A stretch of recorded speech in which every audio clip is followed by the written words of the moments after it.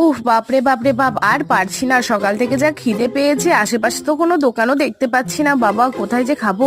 ও মা গো, কেএফসি! চ চ চ চ, কেএফসি তে ঢুকি। বাবা, কোনোদিন তো খাইনি, কিন্তু পয়সাও তো আনিনি। বিল হবে না তো বেশি? কি জানে বাবা কি হবে। যাই হোক, একবার ঢুকি। ও বাবা, অনেক পয়সা শ্রাদ্ধ হয়ে গেল তো।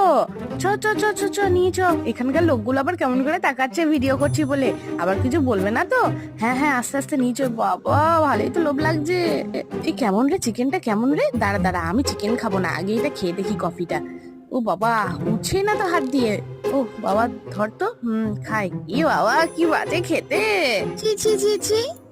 শোন, বেশি বকিস না, আগে খা তো।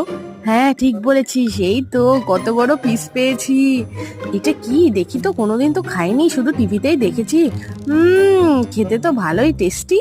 এখানে যারা কাজ করে তারা কতই না চিকেন খায়, আর তোমরা আমার মতো বসে না থেকে এখনই সাবস্ক্রাইব করো।